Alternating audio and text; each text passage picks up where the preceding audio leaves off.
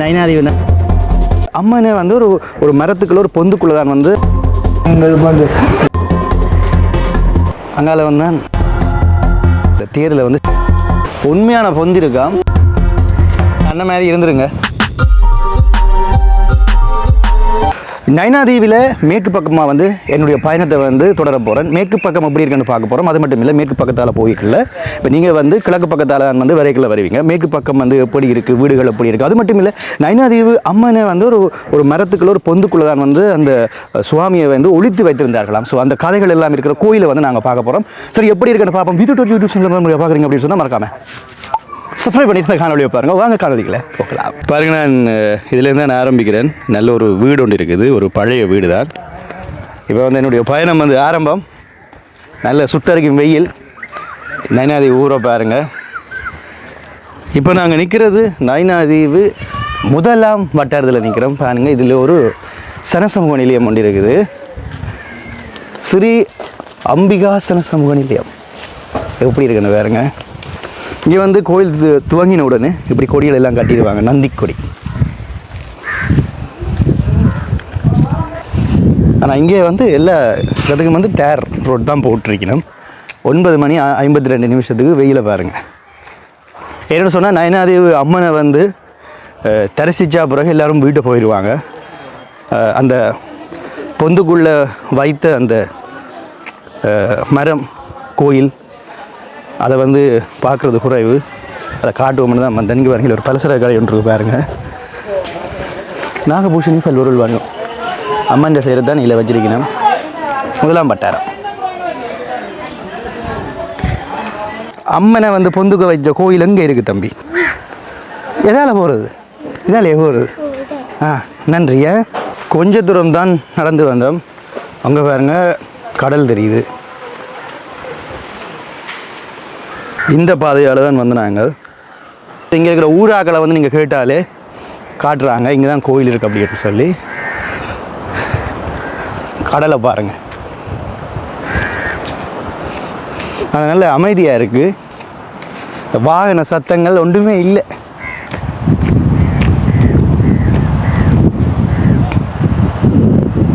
நல்ல ஒரு கடற்கரை. கோயில் அங்கே இருக்குது.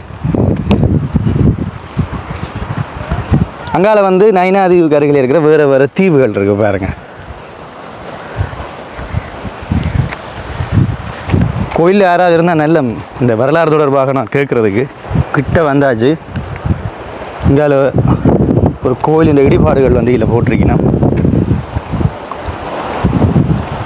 கடலை பாருங்கள், முன்னுக்கு வந்து கல், அங்கால வந்து கடலை ஆரம்பிக்குது. கோயிலுக்கு போகிற முதல்ல இங்கே பாருங்கள், சிறுவர்கள் அதுக்கு இந்த புகைப்படங்கள் எடுத்து கொண்டு இருக்காங்க.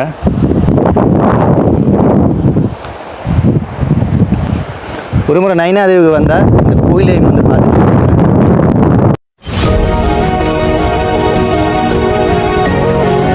இந்த கோயிலெல்லாம் கும்பிட்டு கொண்டிருக்கணும். கோயில் வந்து புனர் நிர்மாணம் செய்து கொண்டு வைக்கணும். இந்த கோயிலில் வந்து ஐயர் அம்மனை கொண்டு வந்து வைக்கின்ற அந்த வரலாறை நைனாதீவில் இருக்கிற அந்த தேரில் வந்து சிற்பமாக வந்து செதுக்கி இருக்கிறாங்க.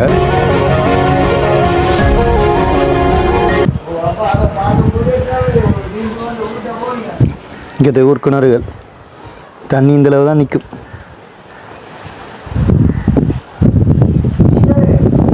கீழே அப்படியே கல்.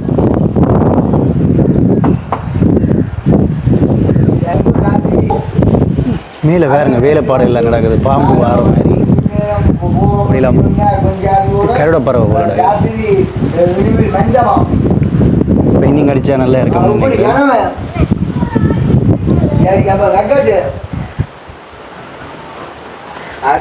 நல்லா இருக்குது, வேலைப்பாடுகள் நல்லா இருக்குது. அம்மன் சிலை ஒன்றியில் வச்சிருக்கணும். மணிக்கதவு. அப்படியே எங்க பாம்பை பாருங்க, செப்பில் வந்து செய்யப்பட்டிருக்கு. வணக்கம் ஐயா. கோயிலை பற்றி உங்களுக்கு ஏதாவது தெரியுமா? கோயிலை பற்றி ஏதாவது தெரியுமா உங்களுக்கு? நாங்கள் அறிஞ்ச வரையிலே இந்த கோயில் போர்த்துகீசரால் இடிபட்டது. அது கல்லு எழுதி வச்சுக்கிறாங்க. எங்க கல்லுங்கய்யா இருக்கு? இந்த ஒட்டிக்கிறாங்க அந்த கல், அந்த கல்லில் ஒட்டி இருக்கு. Okay okay. அப்போ இந்த கோயில் போர்த்துகீசரால் உடைக்கப்பட்டு அந்த இடத்துல ஐயர் கொண்டு வந்து பின்னாடி ஒழிச்ச இடம்தான் இந்த ஆலமரத்துக்கு பொந்துக்கு ஒழிச்ச இடம்ன்ட்டு இந்த கோவிலுக்கு ஒரு பிரபலியம். அப்போ நயனாதிவுக்கும் இதுக்கும் தொடர்பு. இப்போ நயனாதிவுக்கு வராக்கள் இங்கே சேர்ந்தறிவினம். இங்கே வந்து கும்பிட்டு கொண்டு போகணும். நீங்கள் இப்போ இந்த கரையில் வேறுங்கோ கல்லில் இந்த கோவிலில் வரலாறு 1624ஆம் ஆண்டு இந்த அம்மனை கொண்டு வந்து இங்கே ஒழிச்சு வச்சோடனே அந்த பதிச்சு வச்சுக்கிறாங்க. அந்த மரம் எங்கே ஐயா இருக்கு? மரம் பின்னால்.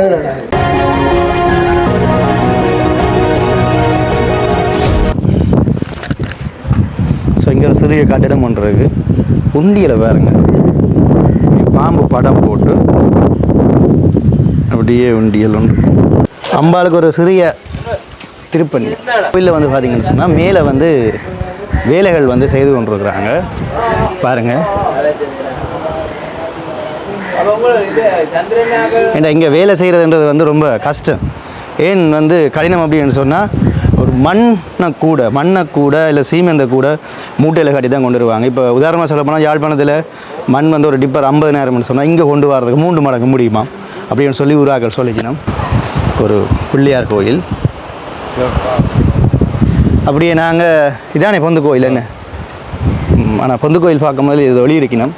தம்பையா நாகேஷு நாகரத்தினம் நாகேஷு நயனாதேவி 3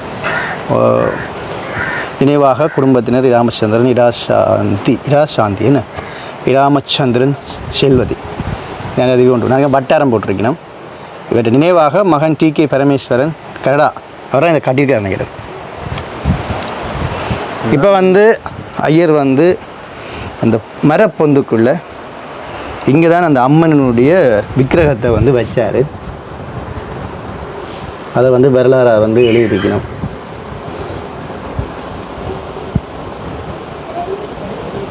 கீழே வந்து எல்லோரும் காசு போட்டிருக்கணும். இதில் வந்து பாருங்கள் அந்த ஆலய குருக்களினுடைய ஒரு சிற்பம். அப்படியே அவற்றை பூணல் பாருங்கள், இவ்வளோ பெரிய பூணல். அப்படியே அம்பாளை பாருங்கள், அப்படியே அம்பாளுக்கு ஒரு தாலி கட்டியிருக்கணும். அப்படி அம்பாளை கொண்டு வந்து இது மரம், இந்த மர பொந்துக்குள்ளே தான் வந்து அப்படியே அம்பாளை கொண்டு வந்து வைக்கிறாரு. இது இப்போ நயனாதேவிக்கு வார ஆக்கள் வந்து இந்த கோயிலுக்கு வாரது குறைவு. ஆனால் முந்தி ஆரம்ப காலங்களில் வந்தவங்க என்ன, நான் வந்து நயனாதேவி வந்து சிறு வயதில் வந்து ஒரு சுற்றுலா பார்க்க வரைக்குள்ள கோயிலை பார்த்துட்டு முதல் வந்த இடம் இதுதான். இங்கேயும் வந்து யார் அமைச்சர்னு சொல்லி கல்வெட்டுகள் போட்டிருக்கணும்.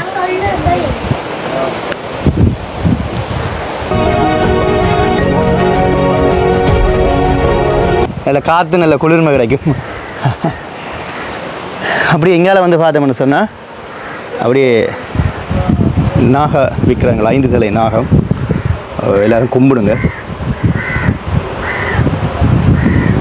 இல்லை வந்து செப்பில் செய்யப்பட்ட செப்பு நாகம்.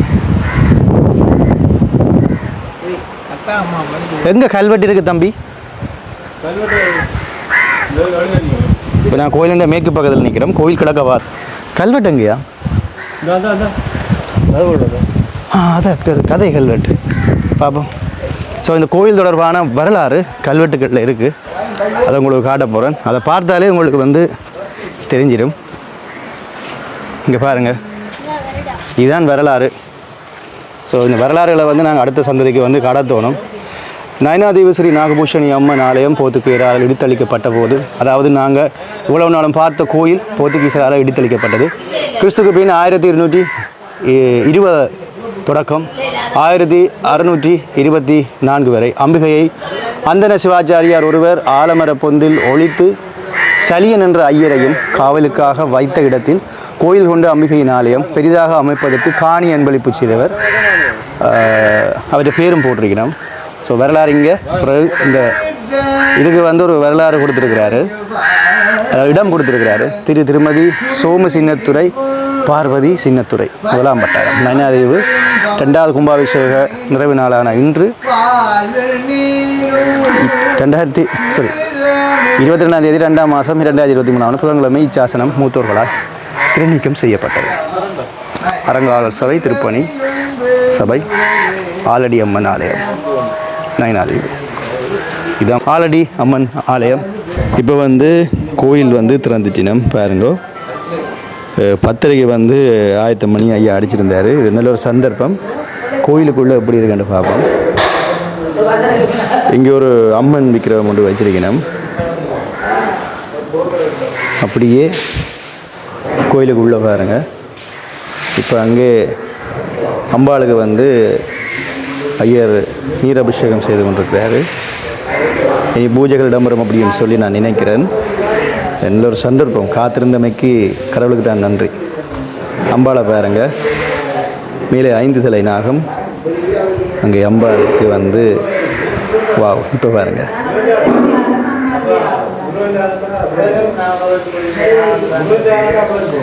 இதுதான் கோயில்.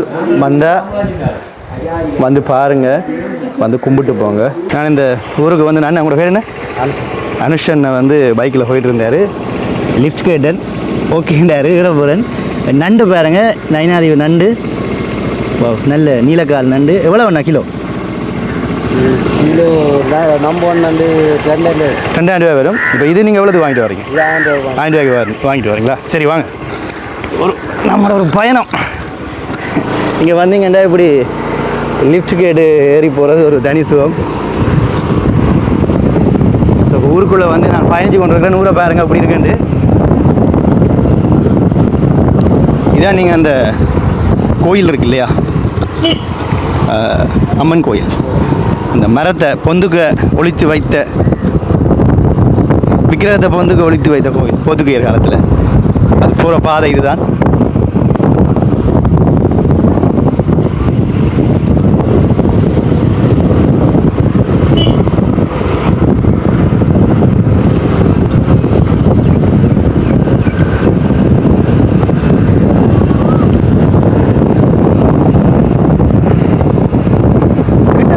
கோயில் என்ன எவ்வளோ கிட்ட கோயிலுக்கும் இதுக்கும் தூரம்?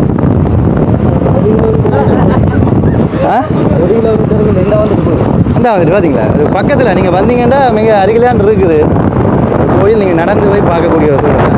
பாருங்க, வேகமாக வந்துட்டு 1 நிமிஷம் போயினேன் நான் பைக்கில். நடந்து போகிறதுக்கு ஒரு 3 நிமிஷம் 5 நிமிஷத்துக்குள்ளே போயிடுவீங்க. ஸோ இதான் நான் சொன்ன பாதை. ஆரம்பத்தில் சொல்லியிருப்பேன் நீங்கள் எப்படி இந்த கோயிலுக்கு வரணும். இதான்